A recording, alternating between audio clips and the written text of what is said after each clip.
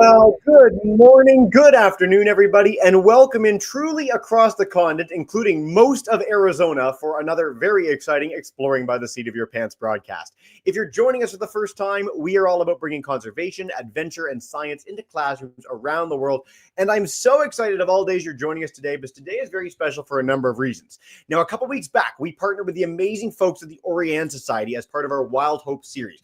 They are the leading organization in the world for understanding and protecting amphibians and reptiles. They do such great work. We had them on. It was a wild ride, huge audience. And at the end of the program, they said, Jesse, would you want to do another with a venomous snake? Now, I am a biologist by background, but reptiles are my very favorite thing, and venomous snakes are my very favorite of my very favorite thing. So I jumped at the chance, and you guys are as excited as I am. There are over 700 of you joining today, and for good reason, because reptiles are the coolest, snakes are the best. I'm sure many of you are a little bit afraid of snakes. We're going to sort of temper that today and highlight how amazing and beautiful these animals are.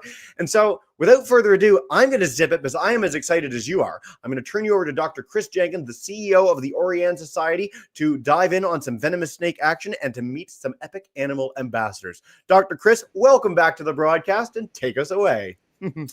Thank you, Jesse. Good to be here. I'm glad all of you decided to participate. So today I'm going to introduce you to some of the most amazing animals on the planet. And we've got one snake right here. I'm going to just grab him real quick. No, that's not a real snake. But we do have a rattlesnake here that we'll talk about in a little bit. And so what we're going to do is I'm going to talk to you about venomous snakes kind of globally, where you find them, generally what kinds there are. I'm going to talk to you a little bit about what probably makes a lot of us so afraid of them, meaning the venom component and how they can make you sick or even kill you. And hopefully change some of those perspectives. So why don't you go ahead? I'll also say we will meet some live rattlesnakes, but go ahead, Jesse, put up the presentation and go to the next slide if you would.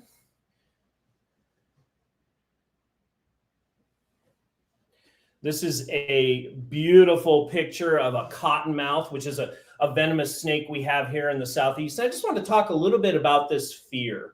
And if you are a little afraid of snakes, it's pretty normal. I like to say that nobody is like indifferent to a snake. Like if you see a snake in the wild, you don't just kind of walk by like it's a squirrel and something you don't even really notice in some cases.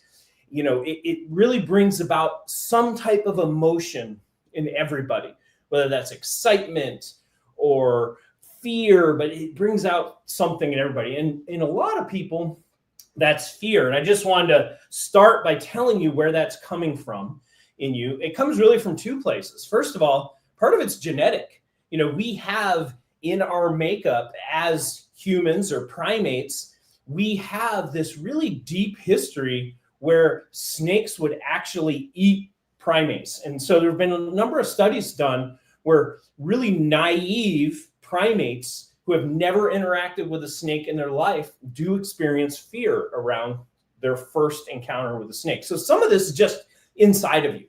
And the other part of it is really learned, something that you're taught as you grow up from your parents or other people that you're around, from media. I mean, hopefully what this presentation will do is teach you to like really respect venomous snakes because they can make you sick, but also not be so afraid of these animals. And so go ahead to the next slide, Jesse.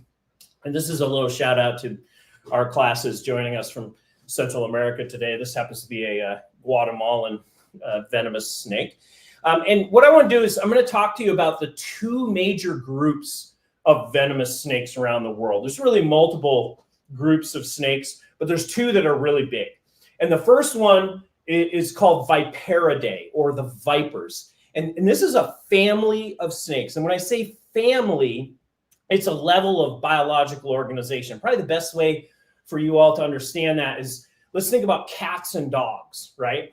They're both mammals, but dogs are in the family Canidae and cats are in the family Felidae. So while they're both mammals, they are different families, and all the cats, whether it be a mountain lion, your house cat, a bobcat, a lynx, they're all in that same family.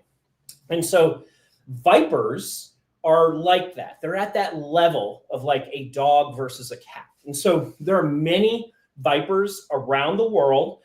There are over, let's just say, there's a lot of debate about the number of species in all groups, but there are between 300 and 400, probably closer to 400 species of vipers in the world. And if you see that map, there's the red where we all are in both, North and South America.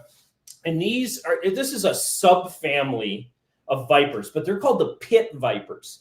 Some of you may have heard of that. And if you look closely at this tree viper from Guatemala, you'll see that in front of the eye, there's like a hole in the side of the face. This is its pit.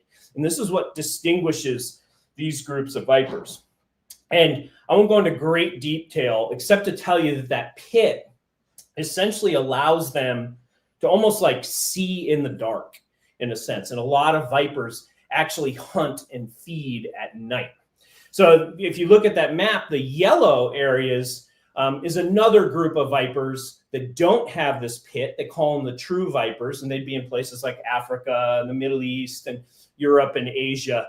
And then that brown area is where both of these occur, where you have both the pit vipers and what they call the true vipers. And you'll notice that as you get pretty far north, into more kind of getting closer to Arctic or very cold climates, that vipers typically don't occur. And you also notice that they don't occur in Australia.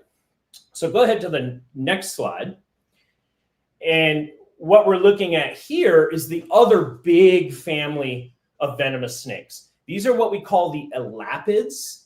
And the Elapids would be snakes that you might think of like cobras, black mambas, sea snakes. There's many of them. And again, like the vipers, there's somewhere between 300 and 400 species of Elapids in the world. They're a little bit closer to 300. And if you look at their map, you can see that within the Elapids, again, there's kind of two groups of them. One of them being more terrestrial, which would be all the yellow area you see. And if you look at there, you'll see that Australia is yellow. And most people probably think of us as Australia being one of the places with the most venomous snakes, which is true, but they are all Elapids. There are no vipers in Australia. If we come over to North America, all that yellow that you see, that is really the coral snakes. So coral snakes are in the same group of venomous snakes as things such as cobras and sea snakes. And then if you look at the red, which is an area in the oceans, that's where sea snakes occur. So you'll see they really kind of occur throughout our oceans, the Pacific, the Indian, but they're not, we do not find them in the Atlantic Ocean. So go ahead to the next slide, Jesse. And so what I wanted to do is talk to you about the difference between venomous and non-venomous snakes. So in this little collage of snakes, you see one snake in the bottom right. This is a copperhead. It is a venomous snake. It lives in much of eastern North America. And then you see a whole series of other snakes. And these snakes are non-venomous snakes. Sometimes they look somewhat similar. I've picked out some that live in the same places and kind of look similar. And we see this type of phenomenon around the world where you have venomous snakes that look a particular way. And then there are other snake species that look very similar. And in some cases, we believe that they evolved together and that those non-venomous snakes actually look like the venomous snakes to maybe try to prevent predators and things of that nature. But the big difference between the two is how they feed, and that the venomous snakes have venom and that they use that venom for feeding. And I'm going to talk about that more here in a second. So go ahead, Jesse. As I mentioned, this is a timber rattlesnake eating a gray squirrel. I think this photo was taken in Indiana, if I remember correctly. And really, the point I want to make is that snakes did not develop venom to hurt people. And in most venomous animals in the world, venom's not a defensive thing. It's not to prevent predators. It's not to prevent humans or to hurt humans. It will hurt us. But venom is developed by venomous snakes in particular for feeding. And with many of the vipers, like this timber rattlesnake would be, one, it allows the snake to strike the prey, inject its fangs, and then using those fangs, inject the venom into the animal and then pull away. So they don't, like a lot of predators, they don't have to like wrestle and fight and potentially get hurt while they're trying to kill their prey. They just inject the venom, the prey runs off and dies, and they don't stand as much of a risk of having that prey animal hurt them. So then the second thing the venom does is, you can imagine if you're this timber rattlesnake, before he found the squirrel, he bit it and the squirrel ran off into the woods. Say it even went 30 yards, 30 meters from the snake. If you're a snake that's an inch off the ground, that could be really hard to find. And a lot of studies have been done that show that the rattlesnakes, they're actually tracking the chemical trail of their own venom to find that dead prey item. So you can imagine in the woods, there'd be lots of squirrel trails everywhere. If a snake's going through and kind of sensing chemicals or smelling chemicals in the environment, that there'd be squirrel sign everywhere. But the snake can pick out the venom, the scent essentially, or the chemicals from its own venom, and it follows that trail to get to the animal that it put the venom into. And then the last thing these venoms do, like in a timber rattlesnake, is it helps digest the animal, because snakes are usually eating things that are really big compared to their body size. Like that squirrel is big. That'd be like us going to McDonald's and eating 200 Big Macs. I mean, that's a lot of food for an animal that size. And so what the venom does in this case is it helps digest that prey from the inside out, while the snake's stomach and intestines and all that are digesting it from the outside in. So that's what venom's for. It's not to hurt people, but it can hurt you. It can make you sick. In some cases, it could even kill you. Go ahead to the next slide. So I talked about what is snake venom, in terms of what they use it for, but what is it really?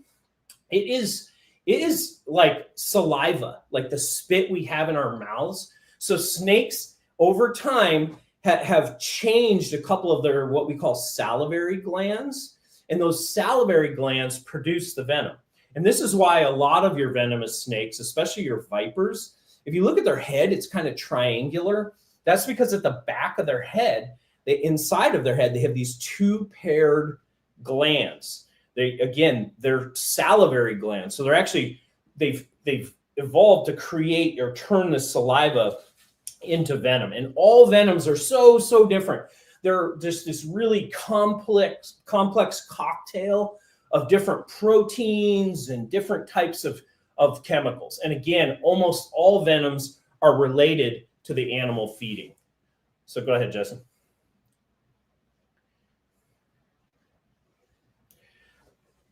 And so I'm not going to go back. Yeah, there you go. So I'm not going to go through all of these in depth, but I just want you to know that there are some major categories of venoms. So on here I have hemotoxins, for example. A lot of your rattlesnakes, a lot of your North American snakes would have a lot of kind of hemotoxic venom. These are venoms that affect your red blood cells and break them down and do things like that. That's why if you ever saw a picture of someone with a snake bite, it looks like it's really kind of bruised and a lot of swelling, because essentially what they're doing is they're digesting your arm, for example, from the inside out, just like they would be that squirrel. A lot of snakes have neurotoxins. Those are probably the two biggest groups of venoms that people think about. Neurotoxins, a lot of the elapids, so the things like coral snakes and sea snakes and mambas and cobras, again, a lot of them have mostly neurotoxic venom.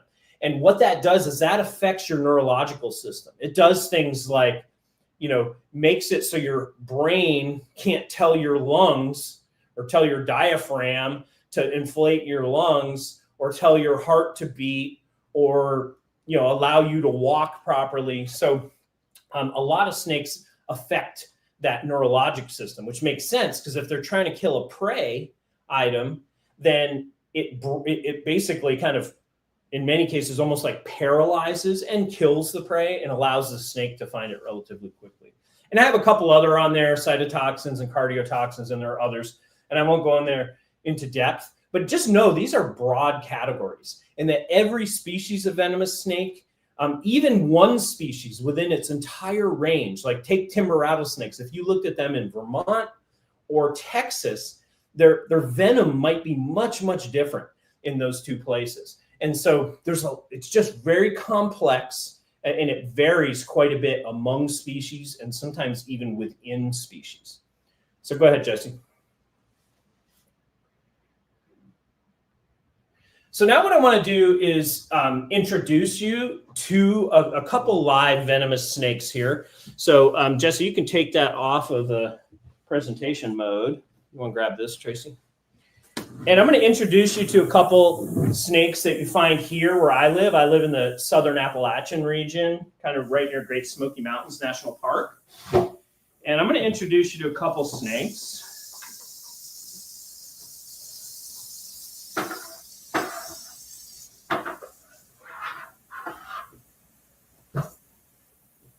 And we're going to start with one that I've already talked about.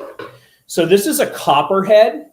It is a viper, and it is one of the more common snakes in eastern North America. This snake accounts for the most venomous snake bites in North America of any venomous snake. They are, again, relatively common. You can see, you're looking at its stomach right now, but let me see if I can get it in the other direction so you can see its back better. Let me come over here and I can angle it so you guys at least can see the back.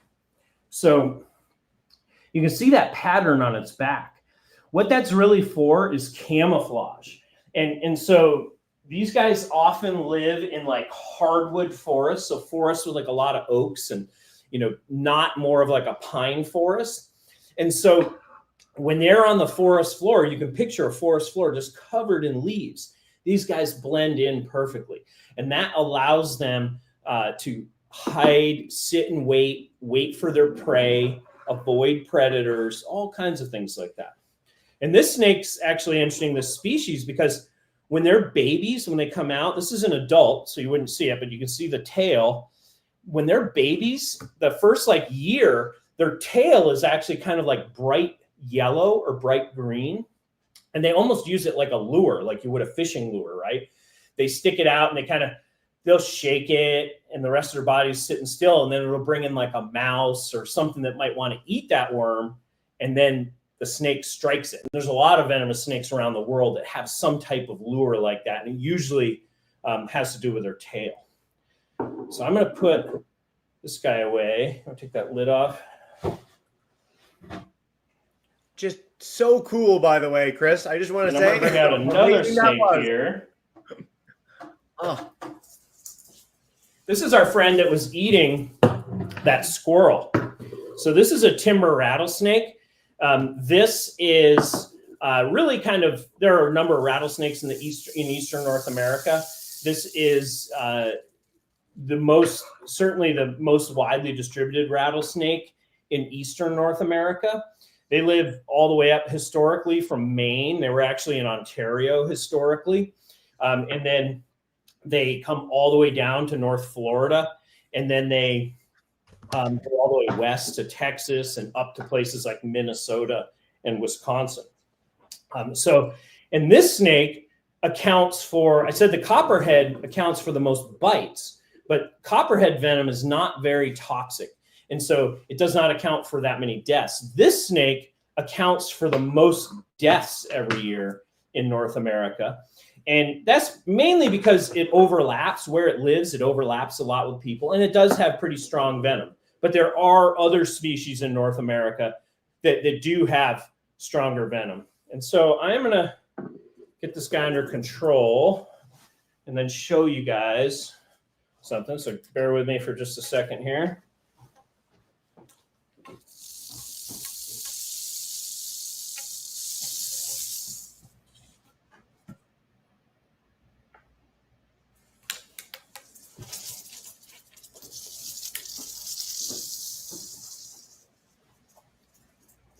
Okay, so first of all, I have done this tens of thousands of times. I'm a professional at this, and so you should not be handling venomous snakes without proper training. But I did want to show you, if you can get the rattle, maybe hear that a little bit. So the rattle is one of the big components that we see in rattlesnakes in particular. And this is thought of as a real warning system.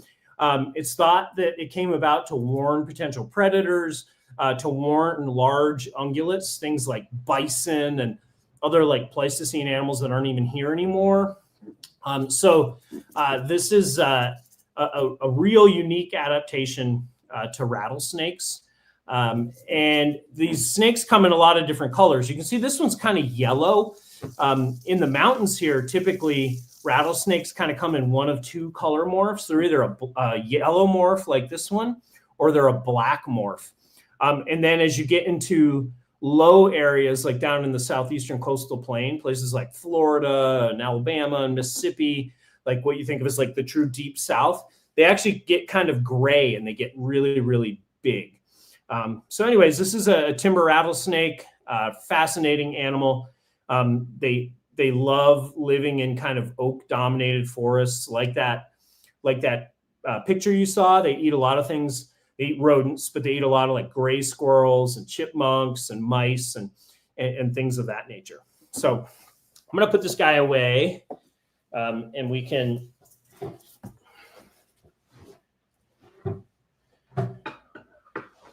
take him out later if there's time. Give you guys one last little close up. That tongue, when they flick their tongue like that, you know how I talked about them being able to sense the chemicals like from their venom inside of a prey animal they killed? Well, that tongue flicking is one of the, it's almost like a sense that we don't have. It allows them to pick up chemicals in the environment and bring it back across an organ in their mouth called the Jacobson's organ. And that organ essentially gives them like really detailed information on chemicals. So they'll be moving through the forest. You know, it'd probably be at the level where like they're tongue flicking and they're like, oh, a chipmunk came through here, but it was 3 or 4 days ago. And they move to this next log and it's like, oh, he was here 2 days ago. And then they go over to this old rock wall and they're like, oh, you know, he was here within the last hour. And then they set up to feed. It's like really fine scale, really tuned in sense of picking up chemicals. And that's, you know, how snakes really sense their environment. It's one of their biggest, most important senses. And that's why, like, if you're handling a snake, if you've ever been able to do that, you notice they tongue flick a lot. That's what they're doing. They're picking up chemicals off your body, in the air, and they're just kind of orienting themselves to the world using that sense that we don't have. So why don't you go ahead and bring the presentation back up, Jesse? And you can go to the next slide.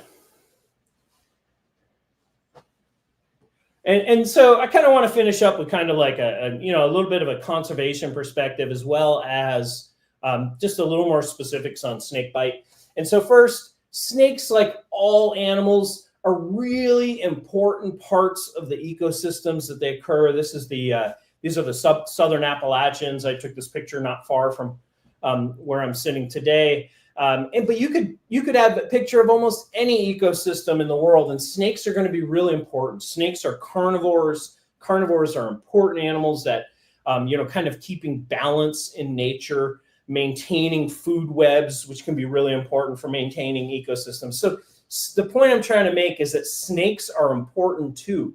And just like you might think of like a lion in Africa, and you're thinking of that as a really important animal to conserve, puff adder over there is just as important of an animal to conserve. So go ahead to the next slide.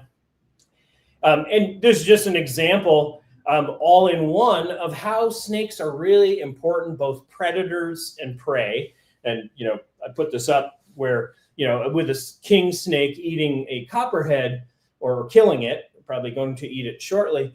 But, so snakes form really important roles. Again, they're top predators. In some places, they eat a lot of rodents. In some places, species like copperheads, they're food for a lot of animals, for other snakes, for mammals, for raptors. So they play real important roles in the ecosystem. as important as any other animal you might think of. So go to the next slide, Justin. So I want to talk more about snakebite because this is why they get such a bad rap. The first thing I want to tell you, these are just some data. They're a little old now, but they would be similar. First thing I want to tell you is that you can see the annual number of injuries and the annual number of deaths. Injury-wise, there are so many fewer snake bites than very common things. Getting bit by a dog, getting stung by an insect, getting, kicked by a horse or falling off a horse. And even the death rates with those snake bites, the number of people that die is much less than things such as horses or insect stings. And if we could put driving a car on here, it would blow all of these away. And so if I told you that you were going to encounter a venomous snake, you would probably be like horrified. Like it would bring about all these emotions. But if I told you were going to drive your car to school, you wouldn't be horrified, would you? And driving your car to school is actually much more dangerous than being in the vicinity of a snake. And, I like to say that, so I was just handling venomous snakes. I just had a timber rattlesnake in my hands. And, but the most dangerous thing I did today was drive to my office. And so, anyways, just trying to put that in perspective. Go ahead and hit the forward button once, Jesse. So, and then on top of that, at 7,000 bites, only about 3,000 of them are thought to be accidental. And so what that means is that over half of them are people doing really stupid things, excuse my language, that you should not be doing, meaning handling venomous snakes, trying to pick them up in the woods, keeping venomous snakes as pets. And so really, less than half of the venomous snake bites are accidental, or someone walking in the woods and stepping on one, for example. Hit it one more time, Jesse. And the last thing I want to say is if you do receive a venomous snake bite, about half of them are what we call dry bites. I've already told you the snakes need the venom for feeding, right? And so it's not to their advantage to put venom into you because they're not going to eat you. You're too big. And so they can control whether and approximately how much venom that they inject. And so about half of the time, these are what we call dry bites, where you get bit by a viper, say, but no venom is actually injected. So go to the next slide. So in terms of being safe, just really kind of intuitive things. First of all, if you are in a environment with a lot of snakes, dress appropriately. Meaning, if you're spending a lot of time in the woods, wear pants, wear closed-toed shoes. I have gestation sites. This is where the female rattlesnakes go to give birth to their babies. But I would extend that to any type of area where snakes congregate. And that varies based on where you are. But, like areas where snakes are coming out of hibernation, areas that females are going to give birth. And you have to learn those for your local area. But once you do, they're usually fairly distinctive. And it's those places that you could go to and you have a much higher probability of bumping into a snake. If you see one, just go around it. You will never see that snake again. If you're hiking down a trail and there's a rattlesnake sitting on the trail, enjoy it at a safe distance, maybe take some pictures. Just make a little loop around it and keep going down the path. You'll never see that snake again. Snakes oftentimes in the woods feed like on logs and rocks. They'll kind of like set up and wait with their heads ready to strike for like a rodent to come across that. So if you're in an area with a lot of snakes, you should just be aware, like everywhere you're stepping. If you're going to step on a log and you're stepping over a log, make sure you look really well, or step on top of that log versus over it. So lots of times they'll be tucked in next to objects.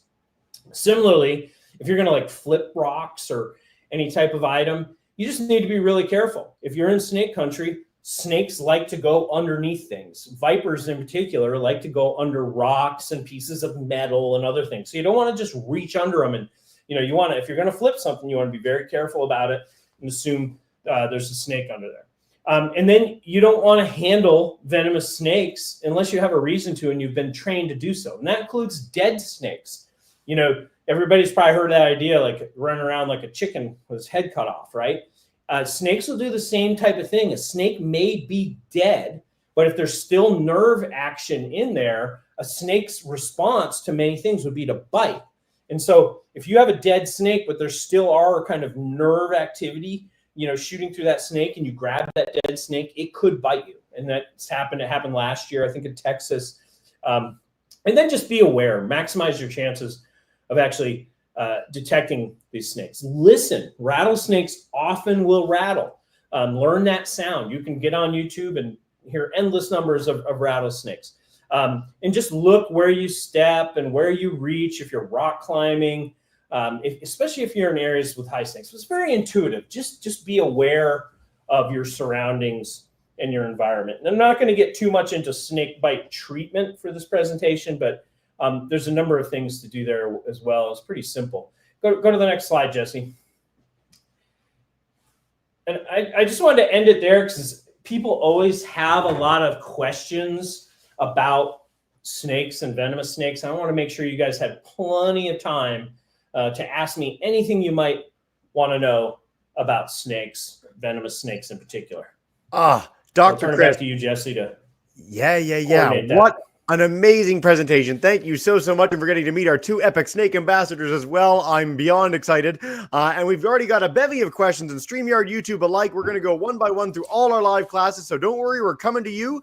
Mrs. Hoole's class, you guys missed out on questions yesterday. So I'm going to start with you, grade 7, 8. If you want to begin with a question for Dr. Chris, you are good to go. And I don't know. Go see we'll check in with a sec. I think we got some announcements going on there. Mr. Alston's class, then, our Cougar Cubs joining us in Alberta. Come on in, unmute your mic, and take us away to start. Torrin, come on up. Hey, guys. Okay, come up. What is the most venomous snake? Ooh. So the question is, what is the most venomous snake? And you often get this. What are the 10 most deadly snakes? So first of all, there's a lot of ways to measure that. So venom can be measured drop for drop, meaning if you had one drop of every venom from every snake species in the world, which would be the most venomous drop? And in that case, there's probably a number of them that would be up there, but it would be Elapids. So those snakes in the family like cobras and those types of things. But it would probably be some of the sea snakes, which are related to cobras, but some of the Australian snakes as well, things like taipans and brown snakes, all things that live very, very far from North America. Yeah. But then there are so many other factors. You can have a really small snake that has a lot of venom, that has toxic venom, but it can't put a lot of it into you.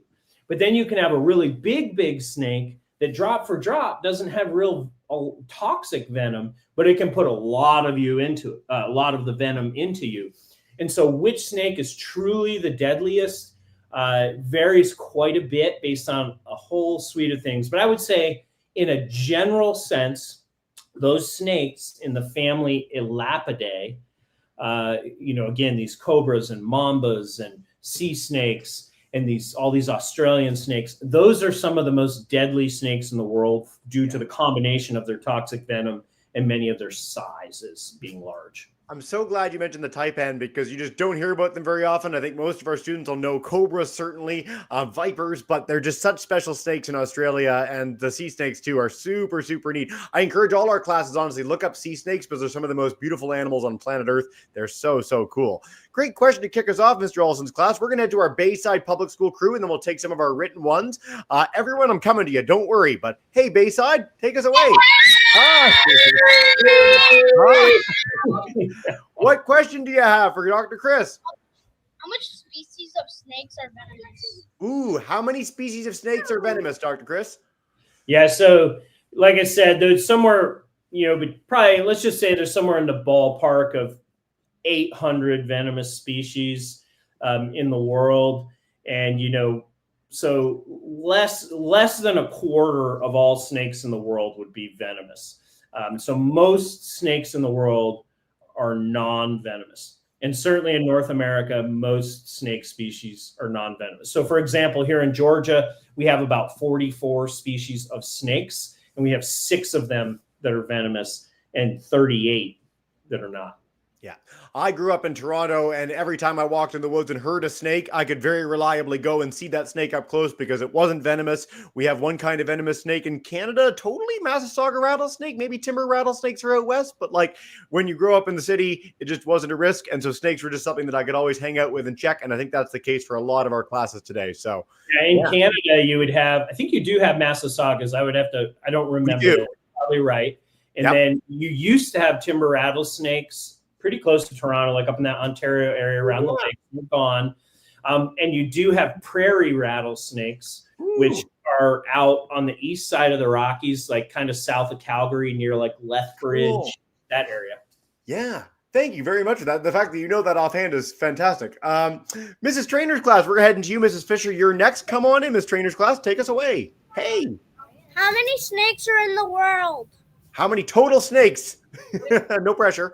No, that's okay. It just varies incredibly because there's so many that, somebody might consider one species, 8 species, and somebody else. But let's just say in the ballpark of like 4,000. Yeah, kind of snake in the world. And then individual snakes. I want to stress, no one on earth knows that answer, how many individual snakes there are, but I want all our classes.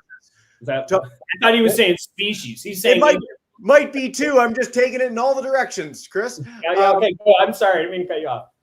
I'm encouraging our classes to look up the Narcissus snake dens in Manitoba because the biggest grouping of snakes in the world happens in Canada, a couple provinces west of me. And it's one of the most cool, awesome things that almost no one knows about. So check that out when you're done this broadcast. I'll link that to our classes as well. Cool question, guys. All right, Mrs. Fisher's class, you guys come on in Carsonville. Hey. How do snakes move? Ooh. So snakes move in a lot of different ways. First of all, there are snakes that are very good climbers. There are snakes that are very good swimmers. There are snakes that we say fly, but what they do is kind of glide like a flying squirrel would. And there are snakes that burrow and move underground. And then, obviously snakes that move on the surface. But for snakes that move on the surface, they vary quite a bit. There's what you may have heard of called sidewinders, where like the snake, and this is usually in desert animals where they don't want to touch the sand a lot because it's so hot. So they kind of like are moving through the air and like parts of their body are hitting the sand as they move quickly. So they have relatively little contact with the surface. I won't go into the details, but there are different types of movement for snakes on land. Some are kind of like an accordion, like your big snakes, like anacondas and pythons. Oftentimes their body kind of like comes together and then moves forward and then comes together and moves forward.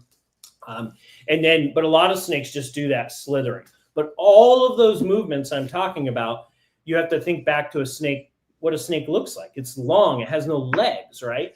But if you were to be able to take off a snake's skin, you'd see that it's just a rib cage that goes the entire length of the body, and it's just all muscle. And so snake's just one big, long muscle. And it's actually has allowed them to be very efficient at moving in all kinds of environments. Such a great nuanced answer. I really encourage our classes to look up sidewinders moving in the desert. It's one of the most beautiful things in nature. They're so neat. Since we're at the 40-minute mark, we're going to take 3 more questions, but I do encourage all our classes. Email me at exploringbytheseatofyourpants. I'll take all the questions that I can field. I'll pass along to Dr. Chris any extras. I know we have more questions that we could possibly take in one show, but we'll wrap up with 3 quick ones from our online groups. Mrs. Hoole's class wants to know which species of snake poses the greatest risk to people. So earlier we talked about the most venomous snake. Is there one that's responsible for the most snake bites that are very injurious to people that you can share with us? Yeah, I would say there's a couple. There's probably the puff adders in Africa and Russell's vipers over in like India. And that has to do with a couple things. First of all, they're both very toxic snakes. They can be pretty good size. And the healthcare system in those places is not as strong as it would be in places like the US and Canada. So, so probably some of those in Africa and Asia. So to this note, actually, we got a great question from Caesar in Nicaragua, and he wants to know, what do you do if you have a big snake in your house and you live somewhere that doesn't have animal control? Well, I guess I would say, first of all, assuming Caesar's a child, I would find an adult would be a good first step, and find somebody. I'm sure there's somebody in your town that you could get in touch with who was familiar with snakes and could deal with the situation. But that would be, go find an adult, and they can move it. Good piece of advice, Chris. All right. And then Southside joining us in Connecticut, they want to know, what's the biggest snake? Is there like a largest venomous one, a largest non-venomous one you can share with us? So with the Elapids, that family, the largest venomous one would be a king cobra, which are very, very large snakes. And then on the viper side, the largest snakes would be gaboon vipers in Africa, eastern diamondback rattlesnakes here in the southeastern U.S., and then bushmasters, which live throughout Central and South America. Those would be the largest venomous. Non-venomous, all your big pythons like anacondas, rock pythons, reticulated pythons, things of that nature. That was my favorite snake growing up, was the reticulated python, which can easily eat a deer or a person. Like, they're just incredible animals. But for our kids at home, the gaboon viper he mentioned has a fang that's about the length of your finger. So about 2 inches long. It's the longest fang of any snake. They're so neat. They're gorgeous, gorgeous snakes. Chris, we could talk all day. I love snakes. Thank you so much to all our classes for your enthusiasm, your energy. Before we wrap up with Dr. Chris, is there any last message you'd like to leave us with about the Orion Society, about snakes, before we bring in our kids to say thank you and farewell? All I would say is make sure you go check out our website, which you see up there on the screen. And then I would just encourage you, next time you see a snake, to really think about it. Don't let that fear overcome you. You want to be safe around it, but that fear might actually be a real fascination. And, if you have that fascination with snakes, embrace it and learn more about them. I do have a podcast called Snake Talk that you can find anywhere you get podcasts. And I'd encourage you to go on there, and there's hundreds of episodes, and we cover all kinds of topics. So check that out as well. How cool is that, Chris? Well, I'll certainly be going there right after this. We're going to pass along all these messages and more to all our classes. I really encourage you to check out more on the Orion Society. If you get a chance to hold a snake, it'll change your life forever. And as we did our first time joining you, we're going to wrap up by bringing in all our classes to say a big thank you and farewell. So our Cougar Cubs in Alberta, Mrs. Fisher's class, Ms. Cool, thank you so much, everyone. Have a wonderful day.